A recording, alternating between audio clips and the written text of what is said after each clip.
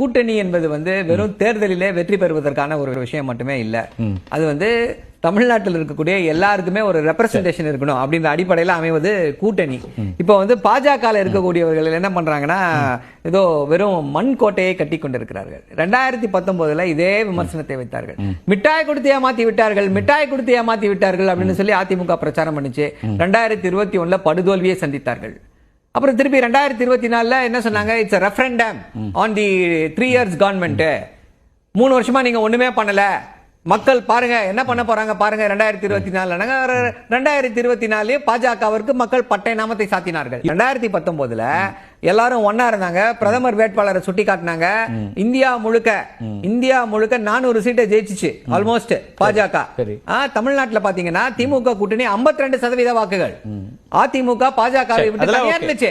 2024 கம்மியாயிடுச்சு வாக்கு சதவீதம். திமுக வாக்கு 48% வந்துருச்சு.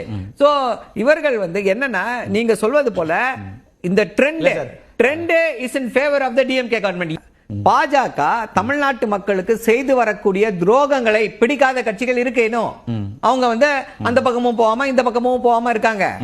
அவர்களுக்கு ஒரு வழிகாட்டுவது போல பாஜகவை நெஞ்சுரத்தோடு எதிர்க்கக்கூடிய ஒரே இயக்கம் திமுக மட்டும்தான். திமுகவும் திமுக கூட்டணியில் இருக்கக்கூடிய கட்சிகள் மட்டும்தான். சோ நீங்க தமிழ்நாட்டின் நலனுக்காக இருக்கீங்க அப்படின்னா நீங்கள் சேர வேண்டிய இடம் திமுக அப்படின்ற அடிப்படையில முதல்வர் அதை கருத்தை சொல்லிருக்காரு.